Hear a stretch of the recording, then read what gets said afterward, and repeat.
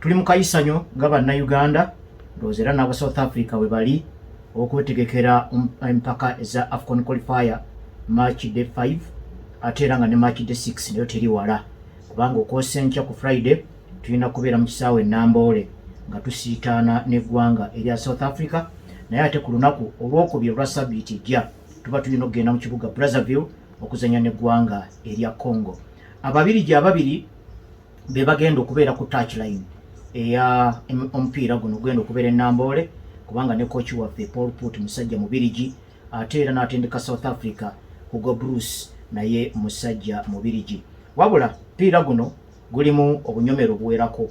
Akanyomero akasooka ndowooza kagwanca singa Congo eremererwa okuwangula South Sudan kitegeeza ffe ne bwe tugwa amaliri ne South Africa ku Friday kaafe engeri gyekolamu fixture yaayo mpira gino egisembayo olowooza gyandibaddewo biseera bye bimu naye basazeewo nti ate yo South Sudan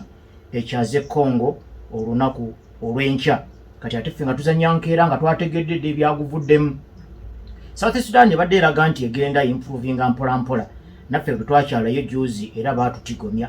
ne tujja ne tubawangula goolo zaali 2-1 naye Congo bw'eneegendayo ng'esaagirira ne bamala bagikubirayo omupiira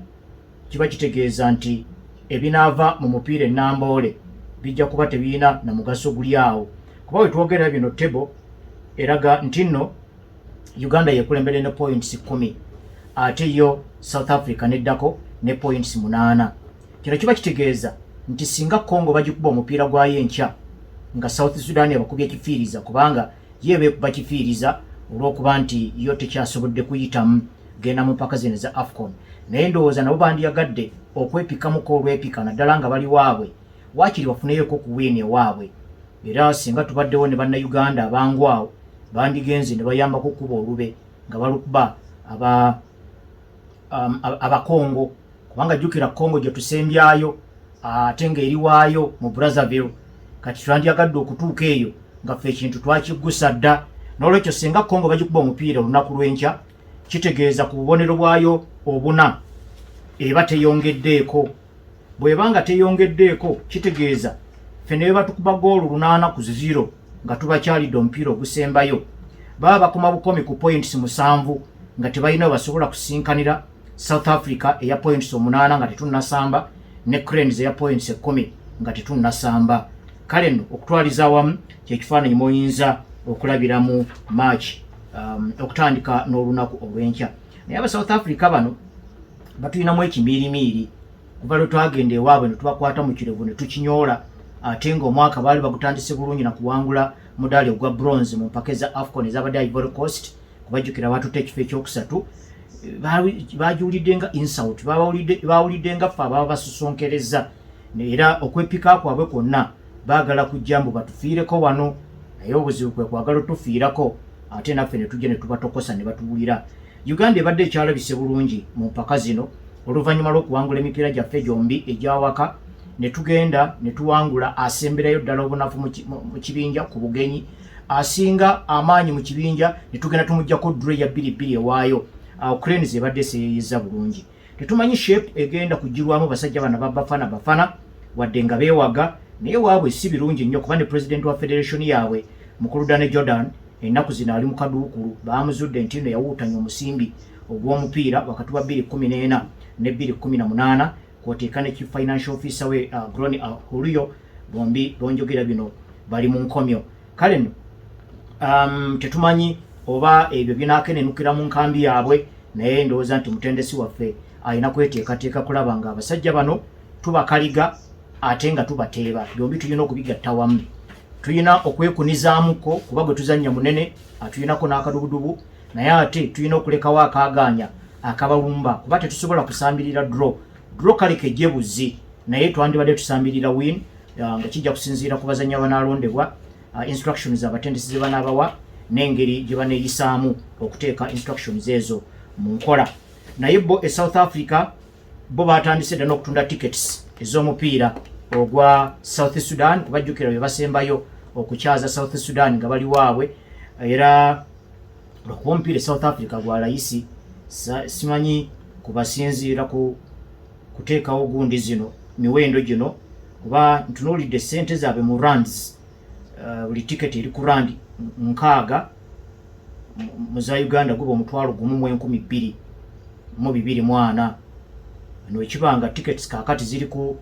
mitwalo 2 esookerwako nga waliwo n'ey'ebiri kitundu ate nga n'okufuna ey'ebiri oyinza okwesanga nga bw'obanga okeereyemu osanga ziweddeyo. Olaba ogwa South Africa gwa layisi kirabika bayinako kye batega. Nja kugezaako okwebuuzaako ku bannange bemmanyiko South Africa eyo abali closer ku muzannyo gw'omupiira n'enzirukanya yaagwo bateekwa okubaako kye batega mu mbeera eyo. Naye nga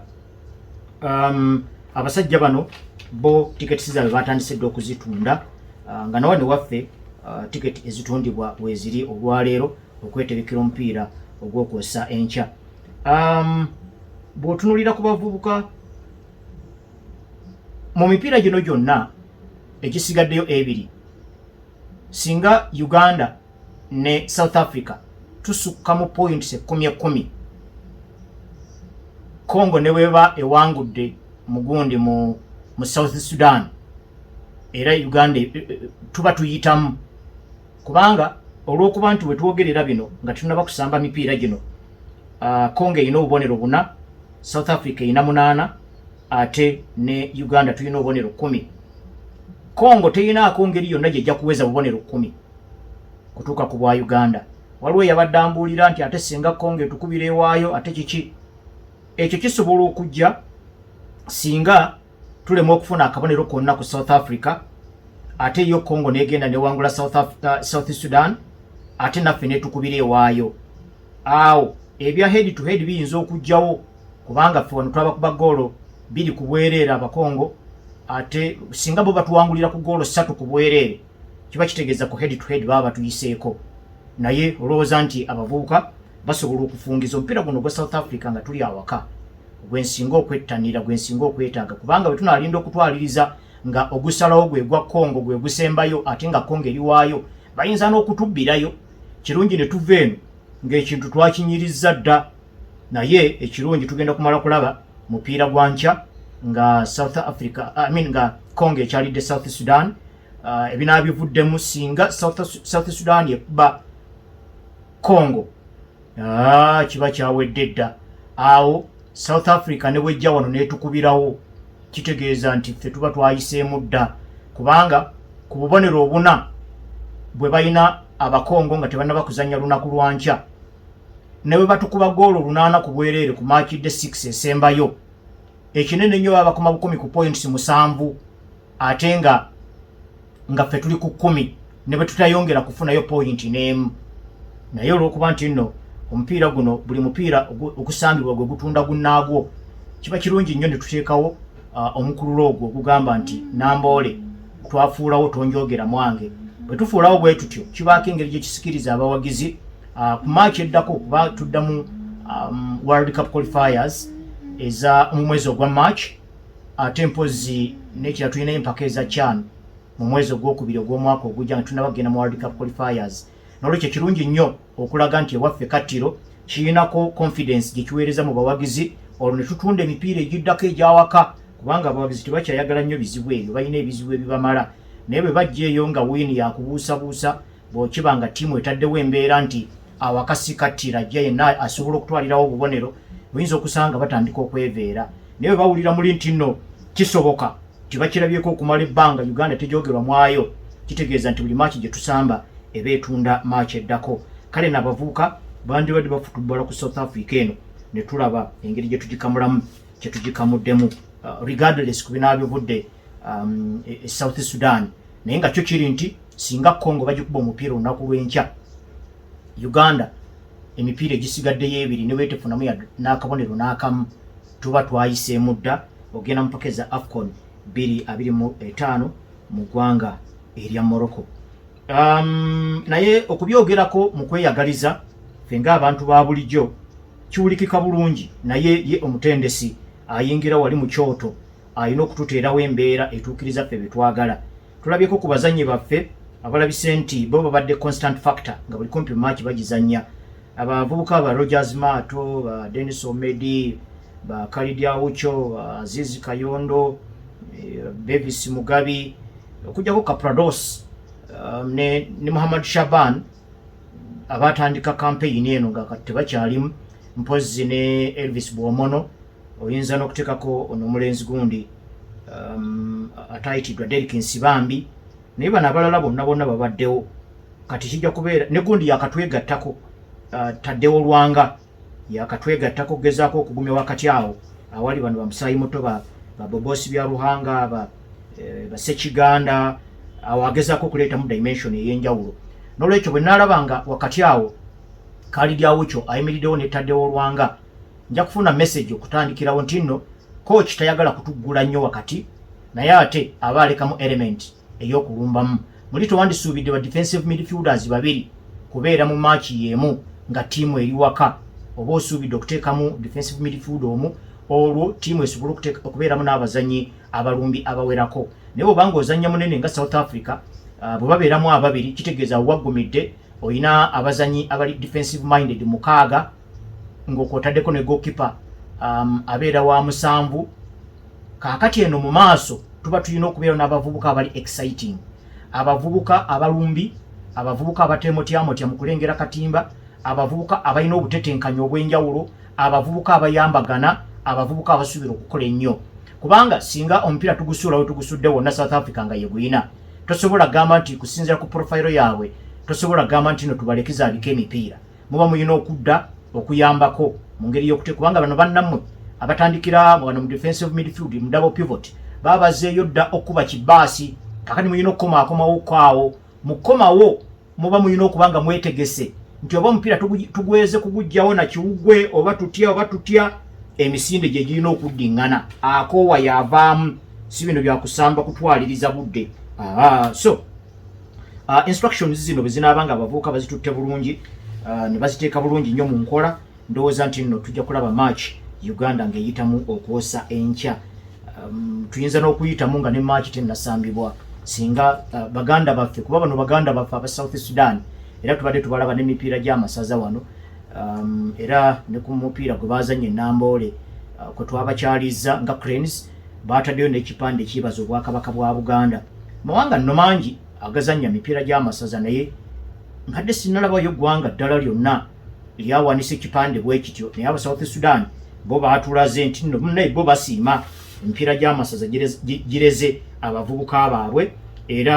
wano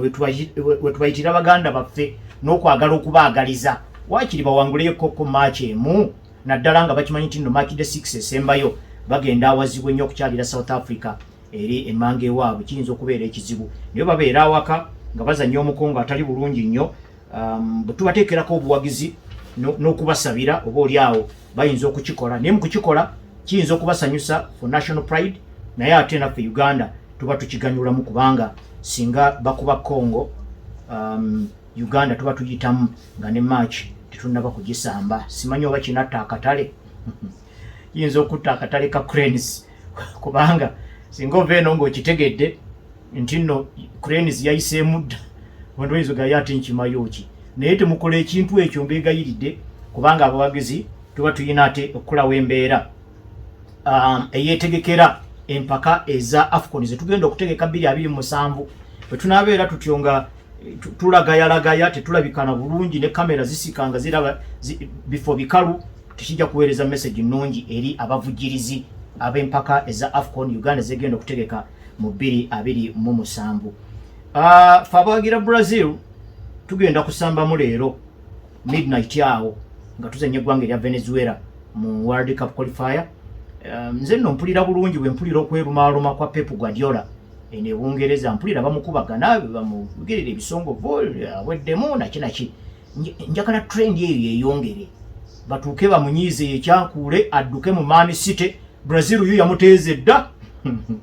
President wa timu y'eggwanga erya Brazil mukulu Luiz Inacio Lula da Silva yakyogererawo dda gamba oyo ate musajja wa mupiira era ojjukira nti ne bwe twali tugenda mu World Cup ya 2020 yali agambye nti Romario da Souza Faria yalina okgenda ku timu y'eggwanga mu kifo kya Luiz Nazario da Lima Ronaldo olw'obuvune bwe yali ayina ng'alowooza nti nno fitness levels zayina teziyamba World Cup naye Felipe Scolari n'amugamba nedda ssebo gwe okulembera ggwanga lyonna bano abazannyi 23 bandekere nze mmanyi naye ne kuguno omulundi yakomyewo era ayogera nga muntu wa bulijjo n'agamba bannaye abazannyi bano abakuba mu Europe kapiira ke bakubanga kakweraga ffe twagala baana bakyayina nnyonta era kwolabira abavubuka bano ababiri aba Botafogo omulenzi omu bamuyita Luis Henrique Andre Rosa da Silva omulala ye Igor Jesus Marcelo da Cruz abavubuka bano badde mubalaba naddala international break yekomye nga babadde bafuuse ensonga bwe batateeba ggoolo bakola assist oluusi bawuliziganya bo bombi ku lwabwe omu n'akolera munno omukisa era abavubuka bano bagenda n'okutunuulira olwaleero nga Brazil ezanya eggwanga erya Venezuela. Brazil eri mu kifo kyakuna mu World Cup qualifier jjukira nti nno ye South America table ebeereemu tebirimu bino nti atojja kuzanya akatiimu akali awo mu kibinja mwoli South America buli omu azanya ku munne homandaawe kyova olaba nga qualifiers ezeeyo nkakanyavu mu kkobo ozigerageranya ku mawanga gano amalala naye Brazil eri mu kifo kyakuna bubonero bwe bune eggwanga erya Uruguay etendekebwa Machero Bielsa Colombia etusingako points 3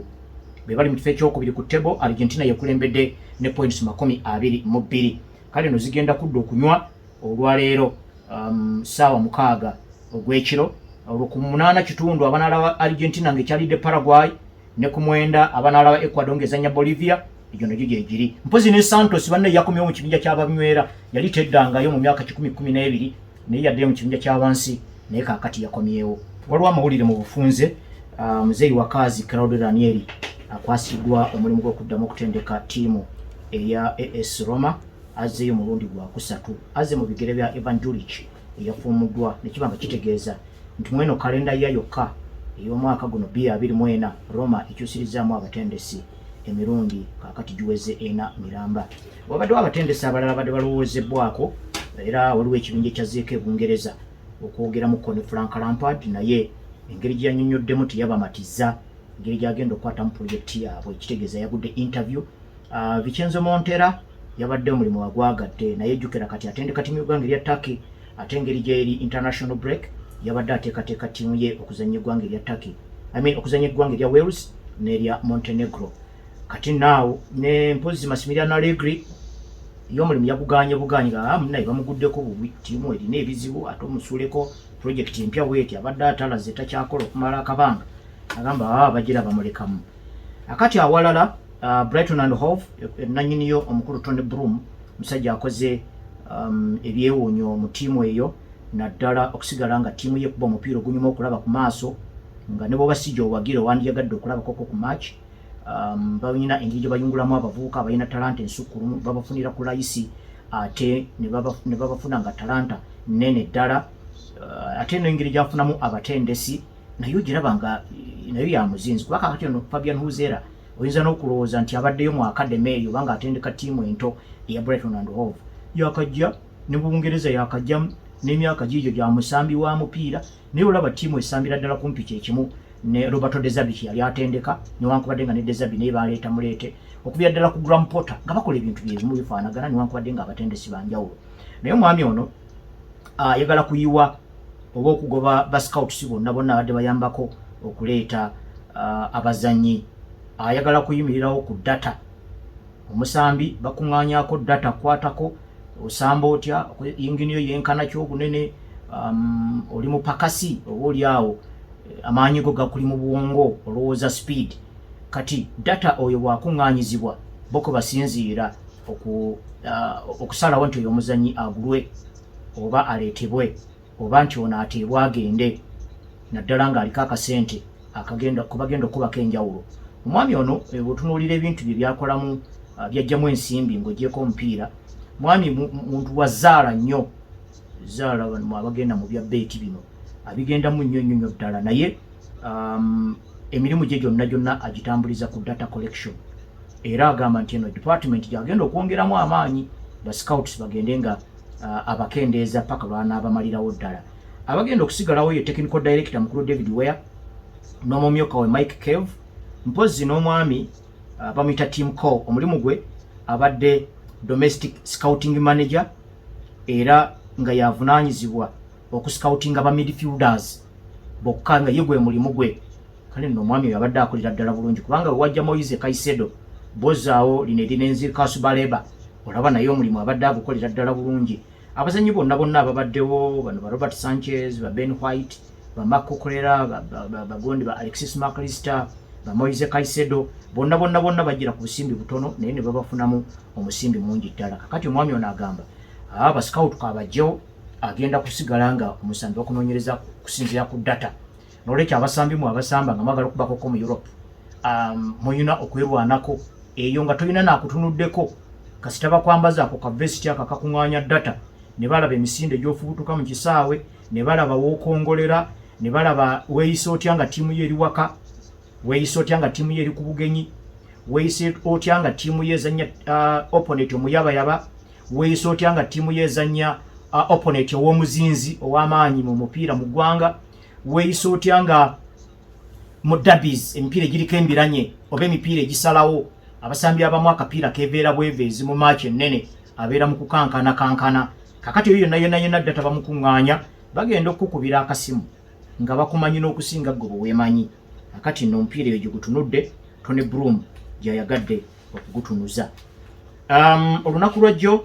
twayogedde ensonga eziwerako ku ttiimu ya Liverpool, naye tulina okumaliriza nga tugamba nti Liverpool ate temwerabira byabatuukako season ewedde, kubanga season ewedde era Liverpool yatandika bweti ng'erabikira mu kuvuganya bano batuuka n'okugamba ebikopo bino omusajja abitwala si yo yalangiridde nti agenda byonna naye abasajja bano batuuka ne bafootoka olufootoka mu ngeri gye sisobola kusongako lunwe nti yeeno. N'olwekyo ekyo nakyo mulina okukiteekamu mu bukomera wali, obukomera mu luzungu ye bracket, olina okukiteekamu wali kiki ky'oyinza okusongako ekyaviirako ttiimu okuyiika nga bwe twagiraba season ewedde. Kinajjukirwa nti emipiira gyali gyakazanyibwa 20 mu season eri ewedde, Arsenal yali mabega wa Liverpool points 5 namba oluvannyuma lw'emipiira 2, naye tugenda okulaba season egenda okuggwako nga Arsenal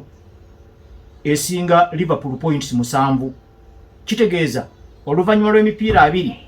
emipiira egyaddako 18 Arsenal yakuŋŋaanyizaamu points 12 bwetu neeyita ku Liverpool. N'olwekyo omuwagizi wa Liverpool ensonga eyo nogitunuulira ate mu kaseera kano ndowooza Arsenal eyinza okutunulamuko mu fixture negamba basajja batupiika fixture, kuba fixture ezisingira ddala okubeera enkakanyavu 9 kwezo Arsenal ezanyeeko 6. Liverpool yakazannyako 2, Man City yakazannyako 3. Fixtures ezisinga obukakanyavu mwe muli okukyalira Man City, okukyalira Liverpool, okukyalira Aston Villa, okukyalira Man U, okukyalira Chelsea, okukyalira Spurs, okukyalira Newcastle, okukyaza Man City n'okukyaza Liverpool. Emipiira egyo 9. Bwe twogerera bino Arsenal ekyaliddeko Man City, ekyazizza Liverpool, ekyalidde Aston Villa, ekyalidde Chelsea, ekyalidde Spurs, ekyalidde ne Newcastle. Olaba nga boko egyo emipiira emikakanyavu bagenzeeko ku egyo. Man City esambyeko 3, Liverpool yakasambako 2. Akati nno katulinde engeri gye banaakwatamu feezi endala ey'omupiira abasajja bana ba Liverpool nga tuvudde mu international break. Akati awo nga tuvuddewo kyadde tulina okwogerako ku nkambi ya Manchester City. Enkambi ya Manchester City yeekoma okubeera bwetyo eba ebuuza baani abeetegese okukozesa obunafu obwo. Akati awo anaawanika omukono si mu bigambo naye mu bikolwa yayinza okuganyulwa mu mbeera Man City gyerimu. Ekyennyamiza kwe kuba nti ate bali mu mbeera mbi bwe batyo naye ate ne basigala nga bali mu kifo kya 2 awo babeera kumpi. Kitegeeza mu abalala abavuganya ng'ogyeko ndowooza Liverpool abasingako, mu abalala abavuganya muyina okulwana okulaba nga obubonero tebumala gagwagwa, muyina okufuba okulaba nga muteekawo embeera kati nga Arsenal bwe twagirabe ku Chelsea mu weekend, emikisa gye baadiibuuze mu butuufu. Eyo mental sharpness eyo erina okuba nga eriflectinga ekifaananyi ekigazi, kubanga buli match ebeerako ettofaali lyeteeka oba lyejja kwanaawangula ekikopo kwoyo ataawangule. nolekya abali ate no ne gundi azze era muganda wange Pedison Asimwe akola mu office ya Prime Minister ndowooza wasanyukidde okujja kwa Ruben Amorim. Ruben Amorim okujja kwe agenda kuvuganya alina points 81 namba sinkwateko. Omusajja bw'anajjanga ku mutindo gw'abadde alina n'afutubala bulungi tomanya ayinza okubaako naye kyagamba ayinza obutavuganya kuwangula kikopo naye wadde points zisigadde zimumala okukiwangula singa other factors zisigala ziri constant naye ate era kibeeramu n'embeera egamba nti ayinza okusalawo anaawangula kwataawangule naddala kakati tukimanyi nti nno Arsenal tennaba kuzanya Man U homandaawe ne Man City tennaba kuzanya Man U homandaawe kasajja bwe kanajja ku mutindo gwe tubadde tukalabako eri munaawulira kale tubadde tukyaseeyeeya n'enkambi eya Manchester City ne baani abalina okusoma mu message ey'obuteeyisa bulungi obwa tiimu eno mu league. Omanyi standards ze baateekawo abasajja bana ba Man City okubakuba emipiira ena egiddiringana ekyo kiba kivve akati y'ensonga lwaki kumpi debate yonna n'enkubaganya y'ebirowoozo mu liigi y'e Bungereza etambulira ku mutindo oguli wansi ddala ogutakkirizika naye twogera ku nnaku 11 zokka. Mu nnaku 11 zino Man City ezanyiddemu emipiira ena ne bagikuba emipiira gyonna ena wadde empaka za njawulo mulimu Carabao mulimu Champions League mulimu ne Premier League bateebyemu mu mipiira egyena goolo 4 zokka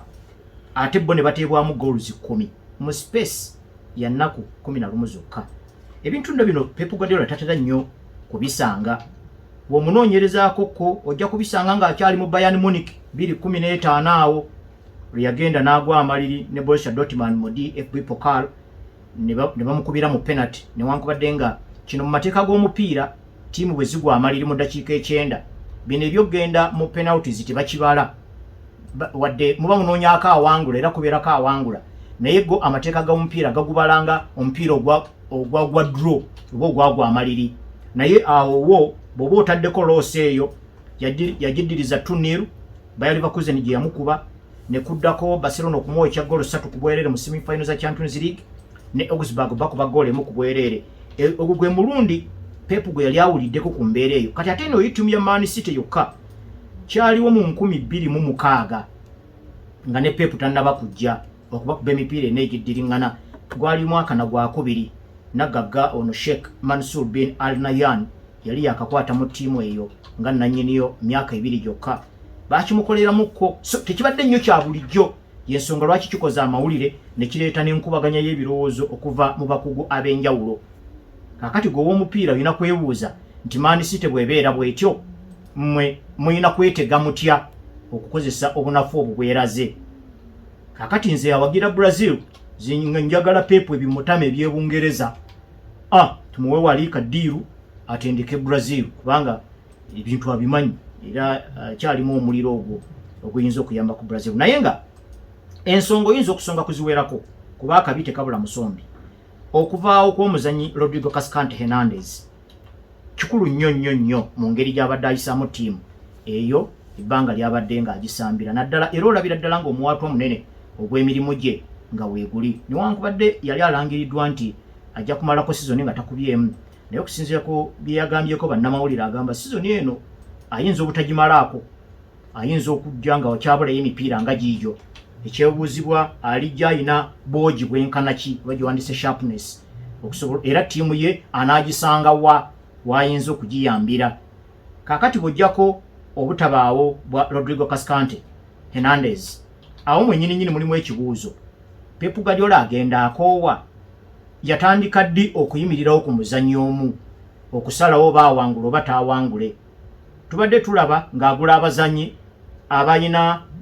abasobola okukubira ebifo ebiwerako nga basobola n'okukola emirimu egy'enjawulo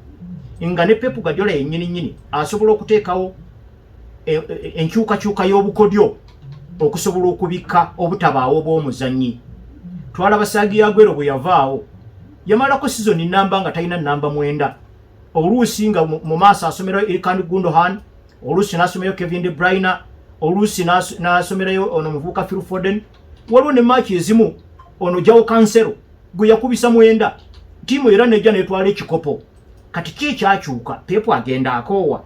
ekyo ekibuuzo kiri awo ekyokubiri obuvune abazannyi abasinga bali ku ndiri Manuel Akanji Ruben Diaz Nathan Ake Kyle Walker kati kubateeka Kevin De Bruyne yakadda obwogi tebunnakomawo waliwo n'abazannyi sizoni zaabwe nga tezinatandika omutindo gwabwe guli wansi omwe muli Bernardo Silva ne Phil Foden kati bw'ojjako abo bonna kwoteekerako Erling Haaland goola alina nnyingi naye zimulemye okugabanyamu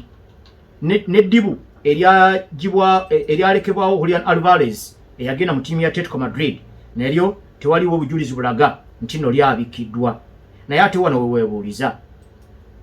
Erling Haaland namba 9 era omulimu gwe gwokka gw'ayina kusaza layini di Pep Guardiola yali yatandika okusambisa bye bayita ba specialist players luli nasomako konga yakatandika okukola mu ttiimu ya Barcelona mu 2009 omuwandiisi ng'agamba nti Pep Guardiola ayagala nnyo control ku game kati control ku game eno nga agikola mu ngeri yakuteeka ba midfielders abawerako nga be basinga obungi mu kisaawe era n'abasambi abalala ensamba yaabwe balina kweyisa nga ba midfielders manyi midfielder atondebwa nga alina ekintu ekyenjawulo ekiva ku basambi abalala ekisooka akuwa paasi nga akwagaliza mu kukwagaliza akuwa paasi esibika oba enyangu yo controllinga kati ate najja n'akuwa ne support kuba midfielder omutuufu alwawo okwesiga omuntu gwawadde omupiira kuba yeye kakasa nti yeye kagumanyi n'olwekyo bwakuwa okulaga nti takwesize ajja n'akuwa obuyambi laga munaye bwe bikulemerera ng'onziriza abamu n'okwogera baba boogera kaakati n'azimba ttiimu ng'eyina abazannyi abasinga obungi nga ba midfielders naye ate n'abo abatono abataali nga ba midfielders nga basamba ensamba yaabwe nga yaba midfielders kati bwe nasoma ku muwandiisi oyo ng'agamba nti ttiimu eyagala control ku game ttiimu eyagala okukozesa attack and ball possession as the way of defending oyina okuba nga oyina control ku game kitegeeza nti okuzibirako kutandikira mu kunyweza mupiira guleme kugwa kati mu kunyweza omupiira nga tegugwa ojjamu abazannyi abo abayina nnamba bw'abeera nnamba 7 nti Ludovic Guli nga bagoba Ludovic Guli mwe ojja tukubira cross nga teffe tetujja kwekakasa nti cross yona okuba tunasigaza ball possession Samuel Eto'o oli 9 ojja kutandika okulaga obugalo wano bakubireyo empanvu ofubutuka ebyasa ogenda ogukuba empagi bagubbe control etuveeko abasajja batuleete ate tuyina abasambi nga Gerard Piqué ne Carlos Puyol tebayina nnyo speed babatwala ebyasa tuyina Victor Valdez musajja wattu bya diving si byamaanyi nnyo n'olwekyo ng'olaba ttiimu agizimba mu shape awo ne bagondi bwe bagendera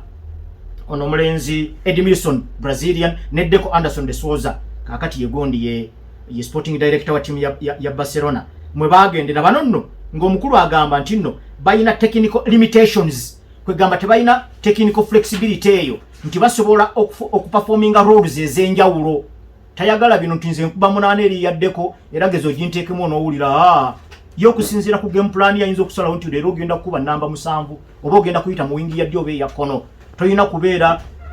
single dimensional olina okubanga osobola okukola ebintu ebiwerako kakati awo Edmilson mwe yagendera ne gundi ne Deco mwe yagendera ne babbaaka nga bajja n'Luka Zambulota akyakuba bbaaka eri ya Catenaccio ey'abayitale